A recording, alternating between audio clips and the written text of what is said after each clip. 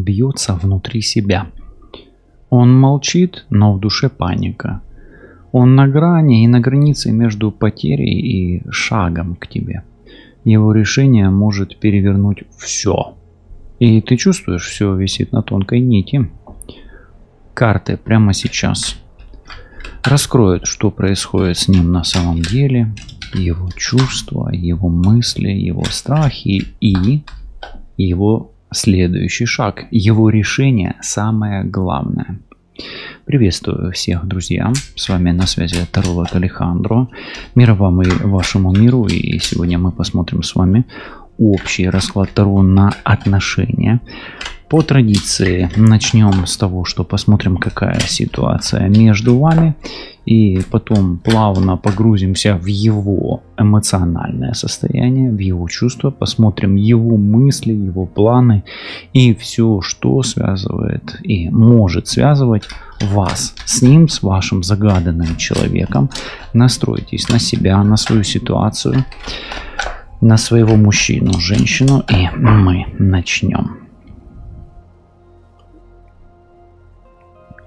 Ну, смотрите, у вас такая ситуация, что как минимум ничего хорошего пока что я не вижу. Почему, по какой причине? Есть энергетические атаки, как минимум, либо на ваше тело, либо на его тело. Здесь вуду, да. Ну, вуду они о чем, да, здесь символично, да, по ситуации, если взять, что как минимум кто-то вот, ну, или словцов ставит в ваши отношения, или там посмотрит косо. Или пошепчет, ну, условно говоря, не магически, а на ухо, а может и магически кому-то пошепчет. Может быть, вы себя чувствуете не очень хорошо физически в этих отношениях, часто болеете. Может, ваш партнер. Ну, в ваших отношениях, на ваше энергетическое поле ваших отношений, может отдельно на вас, может отдельно на партнера или на вас вместе, кто-то влияет. Влияет нехорошо. Окей, первая кукла Вуду. Ну что ж, от нее и оттолкнемся пока. Ну, смотрите, здесь о кузнице, да, это настойчивость, это Турисос. Кто-то делает это настойчиво, ну, возможно, несмотря на все, что между вами происходит, вы настойчиво идете вперед, да, то есть, ну, пытаетесь противостоять вторжению. Давайте так скажем, вы как минимум прилагаете некие усилия, отстаивая свои отношения, совместные отношения. Мужчина здесь достаточно настойчивый мужчина, да, но учитывая то, что есть вуду, он может быть и подавлен. То есть мужчина может быть сам на себя не похож. И смотрите, вот здесь центральной картой ваших отношений и ситуации является флюгер. Флюгер он о чем? Ваши отношения вертятся, да, вот вращаются по обстоятельствам. Сегодня один вектор отношений, завтра другой. То есть у вас постоянные, знаете, как это говорит, как говорится в отношениях, качели, но только это не качели, а это постоянно что-то новое, но оно не очень хорошо новое, да, то есть у вас то один вектор отношений, то другой вектор отношений. И постоянные какие-то вот нападки и удары, ну, нехорошие события с разных сторон. Да, они могут быть сильные, они могут быть не сильные, они могут быть разные, но они с разных сторон постоянно. И вот вы как будто бы вот в этих отношениях уже о чем-то договорились, выбрали какой-то вектор направления, да, хоп, и вам нужно адаптироваться под какие-то новые обстоятельства. То есть, ну, вам тяжело и на уровне тактики, и на уровне стратегии в отношениях. Флюгер часто об попытке адаптироваться под разные ситуации не только вас лично, но и вашего партнера. Может быть вы, может быть ваш партнер, там мужчина, женщина, постоянно подстраивается под кого-то или под какие-то обстоятельства. Но как минимум в ваших отношениях идет постоянная адаптация под ситуацию. Причем ситуация не лучшая. Ну, здесь есть призрак. Призрак, оно обычно о чем-то прошлом. о чем-то прошлом или о каких-то невидимых силах, которые влияют, ну, на ваши отношения. То есть или что-то тени прошлого, да, призраки прошлого, или то, чего вы не знаете, не понимаете. У меня такое ощущение, что все-таки вы сами не понимаете, почему так. Да, и тени прошлого тут могут тоже участвовать в этих отношениях. Ну и последним обстоятельством является сам маг. Ну, я не исключу, что это магия Вуду, да, то есть кто-то энергетически вторгается. А здесь энергетика, видите, какая такая настойчивая. Ну, то есть, может быть, происходят какие-то события, которые логически описать невозможно. Мужчина может иметь здесь маг, да, это непосредственно мужская карта, влияние теней прошлого, и тени прошлого оказывают на него не очень хорошее влияние. Энергетика у мужчины, состояние дела у мужчины не очень хорошее, здоровье, успешность и так далее. То есть, ну, как минимум мужчина в этих отношениях между вами, он должен крутиться прямо как пропеллер, чтобы быть как минимум в более-менее адекватном состоянии. И тут он, видите, в такой позе стоит, что он прям, ну, как будто бы думает, да, что ж мне теперь делать? Как мне выйти из этой ситуации, если я еще из предыдущей не выкарабкался, да? Или мужчина настолько закручивает отношения, что заставляет и вас тоже, уже ваш мир также вращаться, как пропеллер, да, вокруг. Да? В целом отношения проблемные. Или, допустим, до того, как вы вошли в эти отношения, например, у вас было все ок, ну, лично у вас, ну и мужчина может быть тоже ок. А потом вы вошли в эти отношения и, как говорится, закрутилось, понеслось. Да, вот такое вот. Ну, частая ситуация, да, вот отношения это же все-таки пересечение реальностей, да, каких-то психических, да, физических, метафизических и так далее. Хорошо, давайте вот погрузимся в его эмоциональное состояние и спросим, вот, учитывая то, что вот он тут так задумался, да, учитывая всех призраков, вот эту куклу Вуду, вот, что он чувствует прямо сейчас? Просто вот.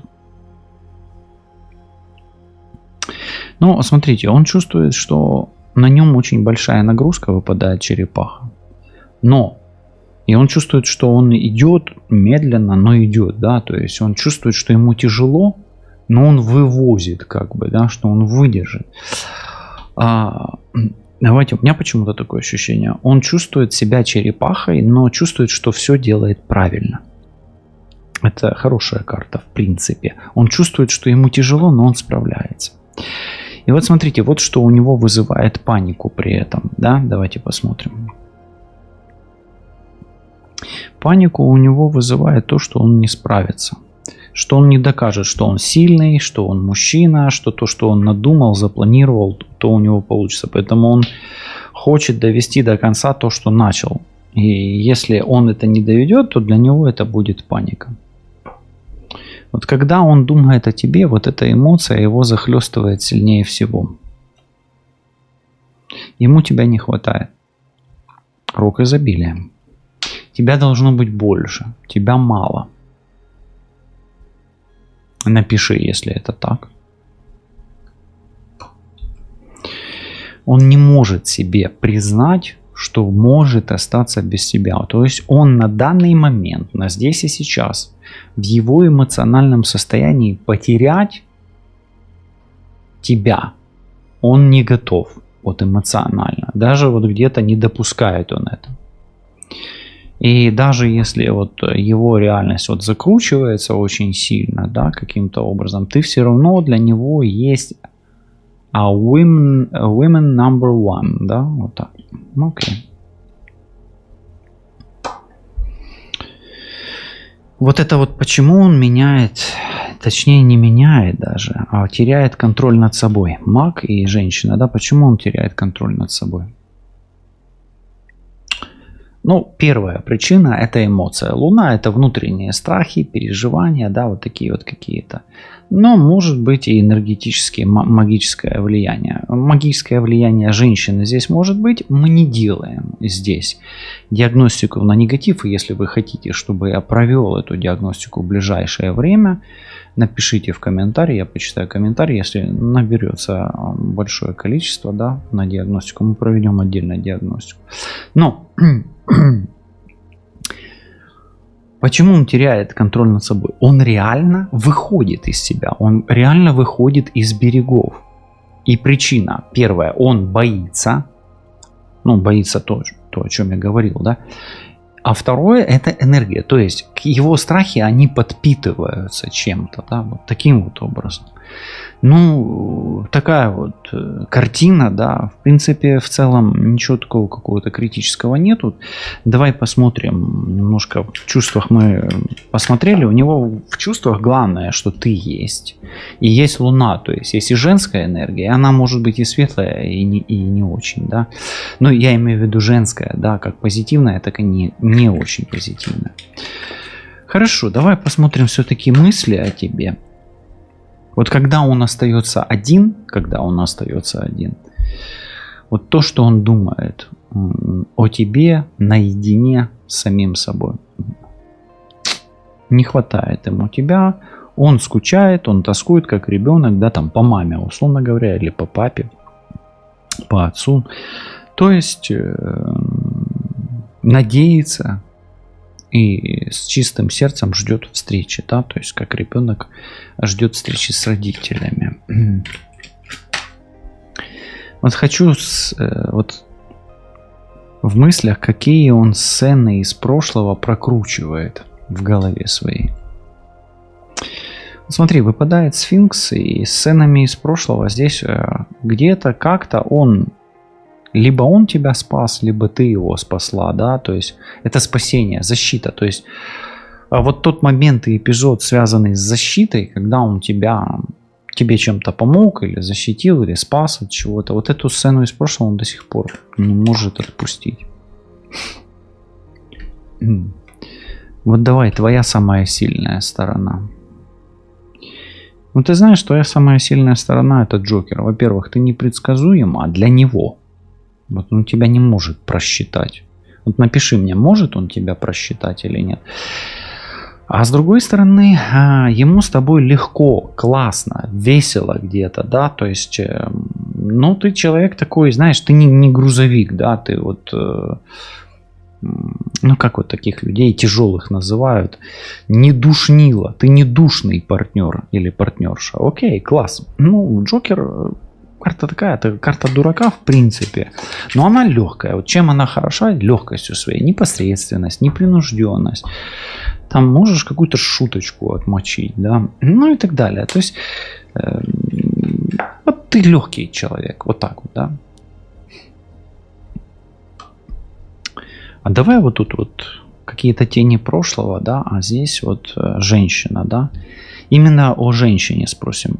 Вот где он чувствует, что ты его переросла? Или в чем ты его переросла?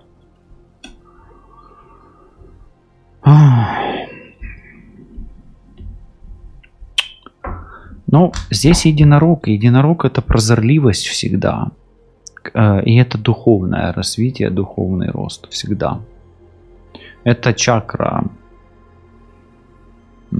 Аджна всегда, да, и Сахасрара, то есть это духовный рост, духовное развитие, третий глаз, интуиция, ну, то есть ты как бы уже на эволюционной ступеньке выше, то есть если он в материальном мире, например, он, ну, например, мужчина, да, себя чувствует отлично, то ты уже на духовном уровне чувствуешь гораздо лучше себя, чем он. То есть, ну, в духовном развитии все-таки.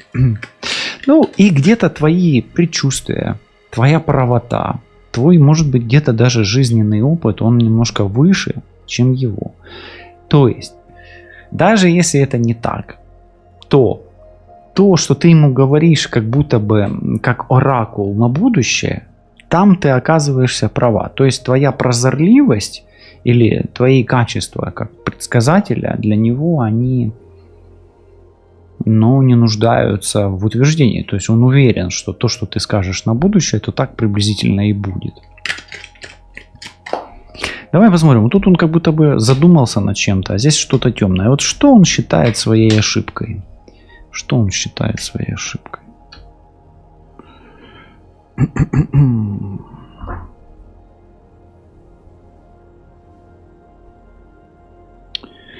Смотри, интересно так выпадает. Здесь Луна, глубина, а Юникорн это наоборот высота. И тут глубина и высота. Он считает ошибкой, что не договорился с тобой о чем-то. Здесь смотри. Еще раз. Луна это всегда глубина, а Юникорн всегда высота, да, звезды. А между светом и тьмой, то есть середина, о середине, то есть, может быть где-то максимализм какой-то, да, или минимализм. То есть есть какая-то крайность, на которую он прошел. И эта крайность для него является ошибкой. Та крайность или те крайности, то есть у него нет середины, то есть есть максимализм, есть минимализм, а баланса нету, поэтому, может где-то вспылил, может быть где-то он стремится к совершенству, а оно не надо, или наоборот он все ухудшает, а это тоже не надо. То есть по сути неумение держаться в седле в середине где-то, да, это и есть по какой-то ситуации, смотри по своей, да, потому что это все равно это общий расклад. Хорошо, давай тогда вот здесь вот как будто бы нету вот этого баланса, и давай тогда зайдем вот в этот разрез, посмотрим на него с точки зрения его борьбы, да, вот этого вот противостояния между светом и тенью, что маг это всегда свет, луна это всегда тень, а здесь вот это между светом и тенью, или он, знаешь, вот все равно, чтобы, допустим, в чем он считает свою ошибку, что он не смог найти выхода из какой-то ситуации, где выход мог бы быть посредине как компромисс между тобой, твоим мнением, твоим видением ситуации и его каким-то видением ситуации. Причем компромисс, он мог быть в какой-то легкой стадии, да, или каких-то легких моментах. Гораздо проще его было бы добиться, да. То есть у меня почему-то такое ощущение, что он склонен усложнять, да, или к лимитам подводить каким-то, да, или припирать к ситуации, или доводить до абсурда ситуацию, или припирать к ситуацию к стенке, вот так. Хорошо, вот его борьба, да, его внутренние вот эти вот между взрослым и детским состоянием, вот давай так. Почему из потока идет этот вопрос у меня? Что у него борьба, да, идет? Что у него борется? Сердце или разум? Да, что внутри него сейчас борется? Сердце или разум? Да и сердце, и разум. У него, знаешь как, не что у него, а кто с кем борется. У него сердце борется с разумом. Это мужчина выпадает здесь полностью, да. Давай так скажу. Внутри него сейчас борется сердце и разум. И вот давай смотреть, какие страхи, чего он боится. Что мешает ему принять решение? Кто? Он боится избавиться от оболочки. Он боится потерять что-то материальное. Бабочка это всегда не отрицание материального, это душа, это тонкая. То есть бабочке не нужна скорлупа, не нужна куколка. Бабочка это состояние безматериального. То есть он боится потерять там деньги, имущество, жилье, работу. То есть материальная привязка. То есть все, что связано с устойчивостью в материальном мире, для него есть потенциальный страх. Понимаешь, в чем проблема? Да, на каком-то этапе это... И он еще, я тебе скажу, он боится начать новую жизнь. Или избавившись от всего лишнего. То есть этот человек...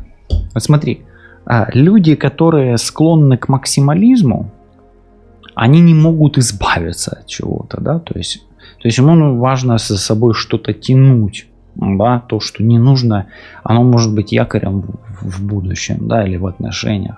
Какие-то, может быть, стереотипы, какие-то правила, да, то есть.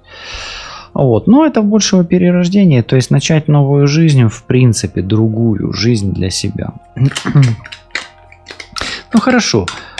Тогда вот давай, Джокер, он никому ничем не обязан, да, вроде бы он никого не обвиняет, а нам как раз вот нужно в борьбу зайти, зайдем с другой стороны Джокера, вот кого или что он винит в том, что происходит между вами.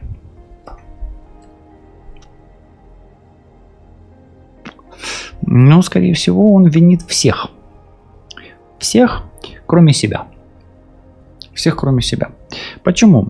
Смотри, кольцо, оно о власти всегда и об окружении. Поэтому всех, и тебя в том числе, кроме себя, кроме хозяина. Ну что, кольцо это власть еще, да? О, власть это он. Поэтому, ну да, пока что. Ну вот в этом и есть вот как бы вот этот порочный круг, да. То есть он больше вот по своему детскому инфантилизму или максимализму, минимализму, да, он склонен не признавать, точнее не склонен признавать своих ошибок пока что. Ну хорошо, тогда давай спросим по-другому, а что же он тогда готов или хочет, или может изменить в себе ради этих отношений, да? Или мог бы он что-то изменить? Ой, смотри, какой он упертый, стабильный якорь, да, выпадает. Ну давай, еще потасуем. Вот давай, готов ли он что-то изменить, или что он хочет изменить ради этих отношений в себе? Тут опять какой-то максимализм. Коса — это отсечение. Ну, смотри, этот человек действительно какой-то, вот мне почему-то он непредсказуемый все-таки. Ответ у меня все, что угодно. Вот почему так, не знаю. Коса, что он готов изменить именно в себе. Это отсечь все ненужное. Но вот здесь, если человек психует, то он психует по-черному. Да, он может навредить и себе, и окружающим.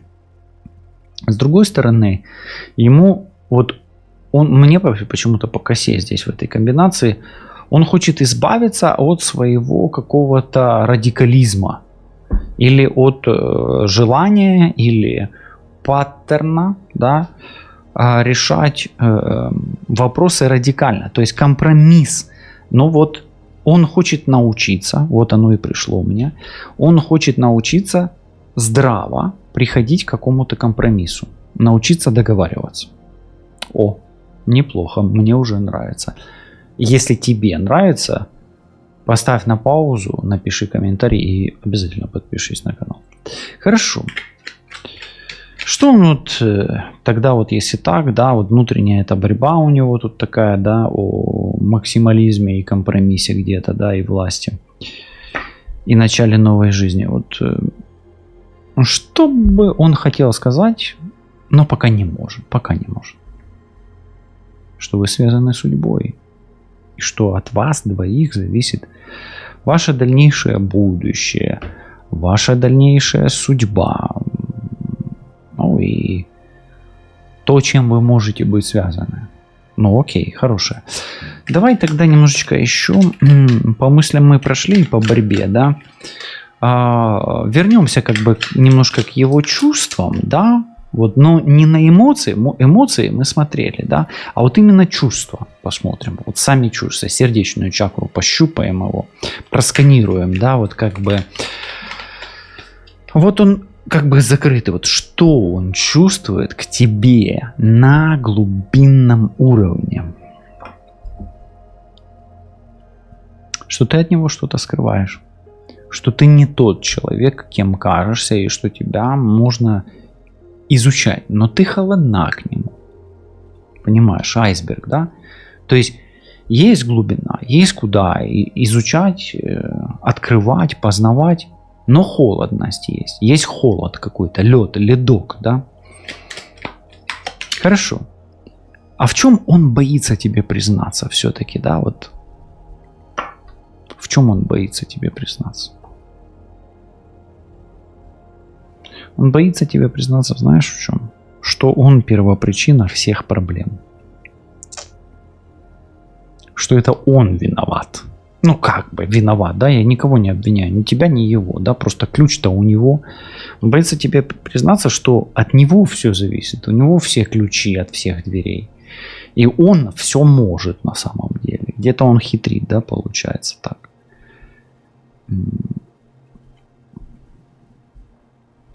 В чем странность его любви? Почему у меня возник этот вопрос? Вот прям не знаю, но мне почему-то Джокер, да, рок изобилия, кольцо и круговорот, да, вот такой вот. В чем странность его любви?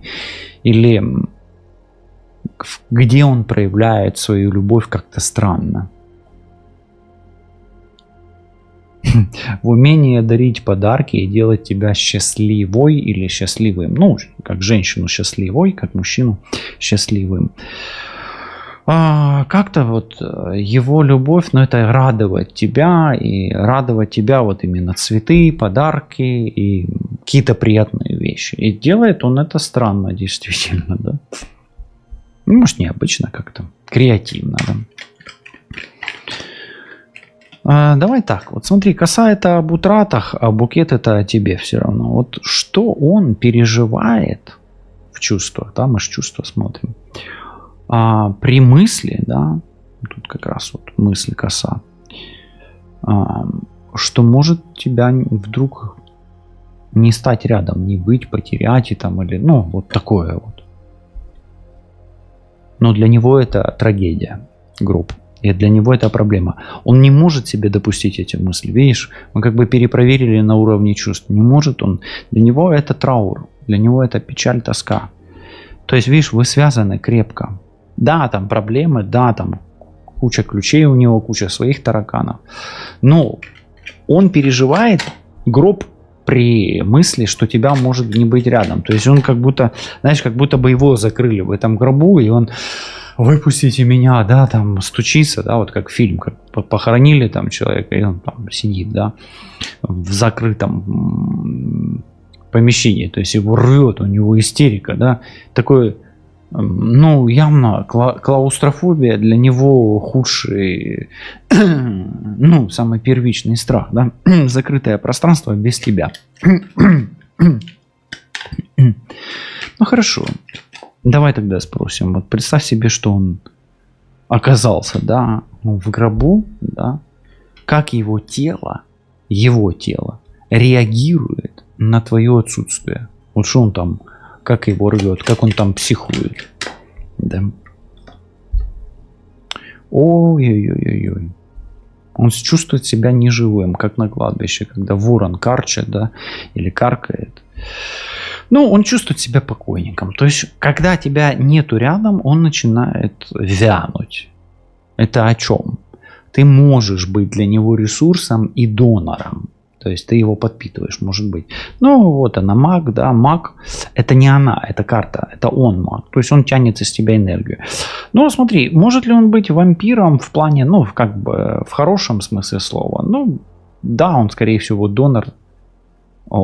Нет. Ты донор, он акцептор. То есть он принимает, но благодаря этому как-то ты его, ну, оживляешь каким-то образом. То есть ты, по сути, для него такой доктор, который, благодаря которому он оживает. Хорошо это или плохо? В принципе, это хорошо здесь.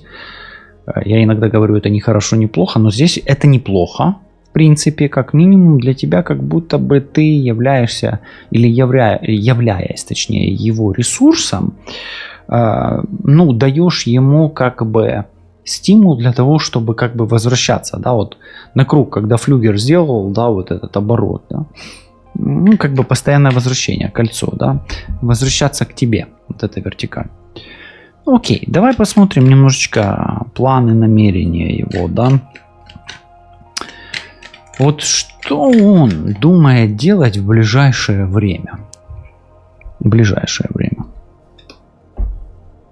Он хорошо все подумает, и резких движений он сделать не будет. Вот смотри, он пытается научиться принимать взвешенные решения. Уже хорошо, хороший знак. То есть он возьмет паузу на обдумывание. И горячиться он не будет. Хорошо это или плохо? неплохо, как по мне. То есть, если ты думаешь, конец это или пауза, то это скорее всего пауза, и это уже хорошо в этой ситуации. Тогда давай спросим, что он решает внутри себя, но пока скрывает.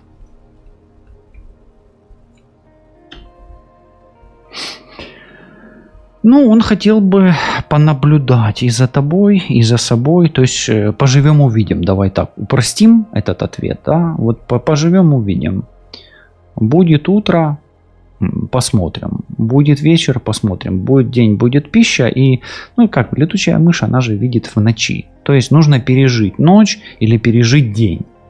То есть нужно время. Поэтому он решает внутри себя немножечко повременить все-таки. Весы это тоже такая некая заминка, пауза, да.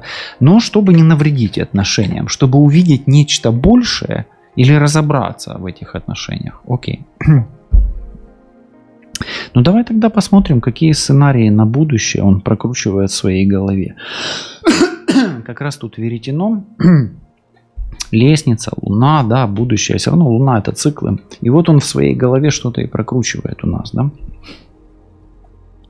Он прокручивает и позитивные сценарии, то есть он ищет выходы из этой ситуации. Поэтому, надо подумать, не надо торопиться. То есть, да, человек делает правильные выводы и где-то учится какому-то своему искусству находить золотую середину. Вот по этой карте то, что мы говорили. Окей. Позитивные сценарии будущего он прокручивает в своей голове. Это уже неплохо. Хорошо, а вот если он вдруг останется с тобой, что значит если, спросите вы, да? Ну, если вдруг, почему нет? Разные сценарии могут быть, да? То вот что он боится все-таки потерять, если он с тобой останется? Да, вот вы остаетесь, но и тогда он от чего-то должен отказаться. Что он пока не готов или боится потерять? Боится потерять подкову удачи, а это успех. То есть он где-то, может быть, боится поворота судьбы и не знает, как развернется его судьба, если он вдруг все-таки останется с тобой. Но с другой стороны, опять-таки, он боится потерять удачу и успех. То есть, не знаю, может быть, тебе стоит где-то подкову приобрести, ну, как есть такой оберег, да, или амулет в виде подковы. Может быть, это его как-то успокоит. Почему-то у меня такое пришло.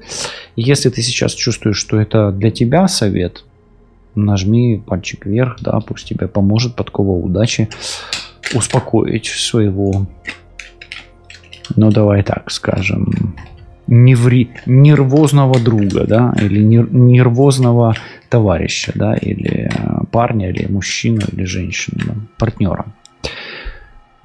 А вот что он боится потерять, если уйдет? Как раз вот сюда. Ты знаешь, он боится потерять змею. Змея это всегда она. Зоя, да, змея особо ядовитая. Смотри. Он боится потерять опасность. Но опасность для него здесь это фактор раздражающий. То есть ему нужен триггер. Его нужно постоянно как-то там, раздражать. Его нужно стимулировать. Да? Это стимул. Опасность это стимул, это адреналин. То есть он как бы боится потерять, некий стимул-раздражитель. Опасность, адреналин и где-то, может быть, боится потерять разум, потому что змея это еще и мудрость всегда, не только опасность. Поэтому он боится потерять шанс поступить правильно.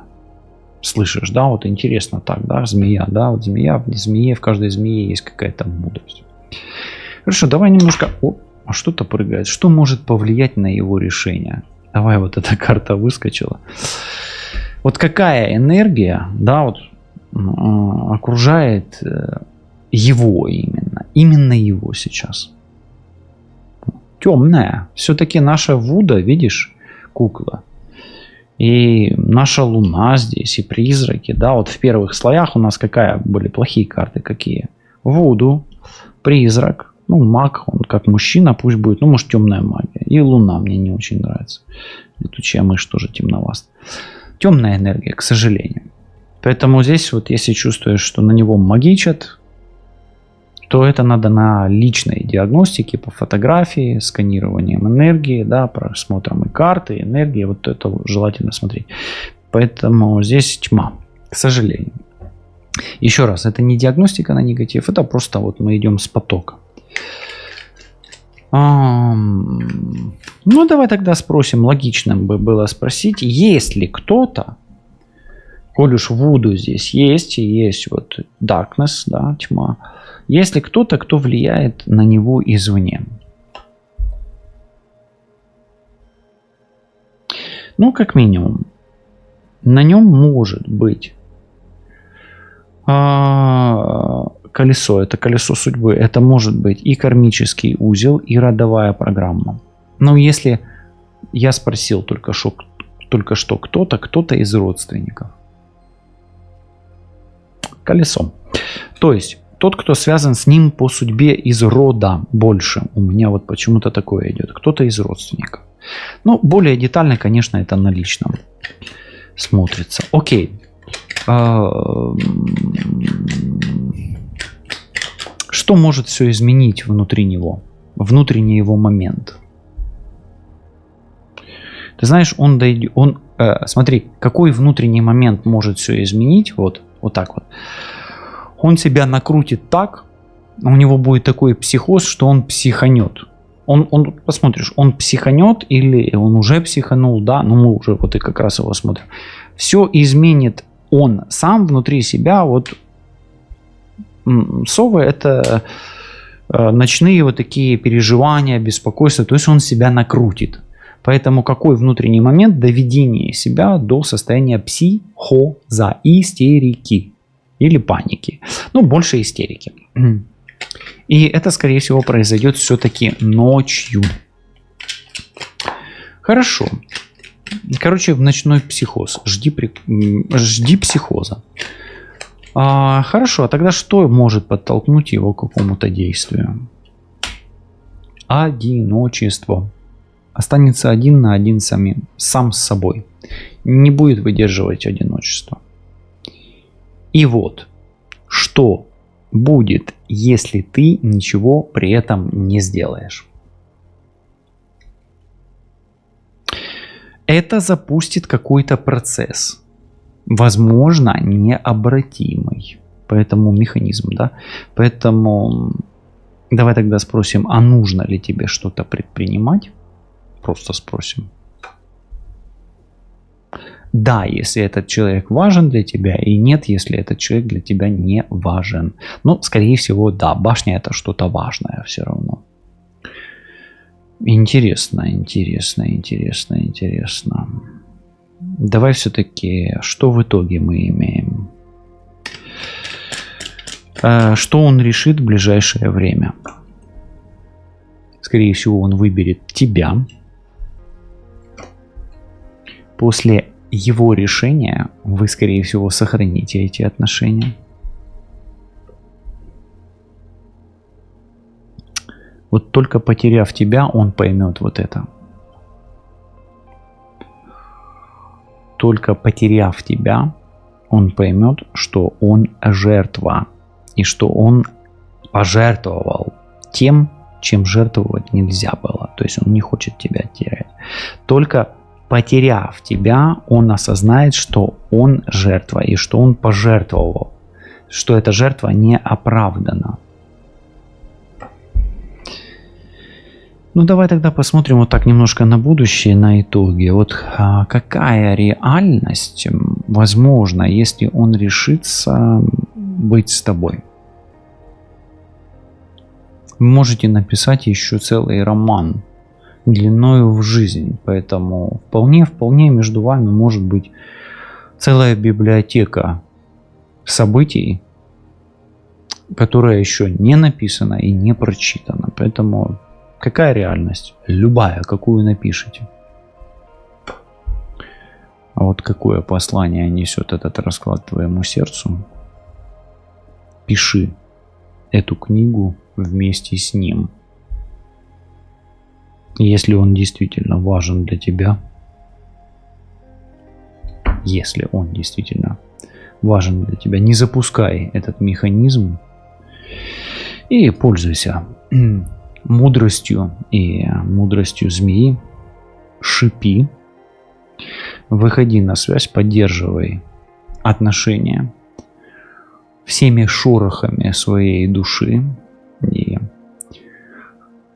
пера, которая может шуршать как по бумаге, так и, возможно, сейчас это шуршит уже по экрану, да, или по кнопкам. Но это послание говорит, и этот расклад тебе говорит о том, что не прерывай связь и продолжай писать этот роман, который имеет много сезонов, много серий, много томов и много вариантов в возможном пространстве своего бытия.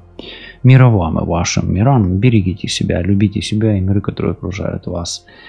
И помните о том, что как бы он ни психовал, как бы он себя ни накрутил, и если он важен вам, или она важна вам, то вы можете повлиять на любой механизм, который может оказаться рядом с вами. Оставайтесь на связи и до скорых встреч. Увидимся.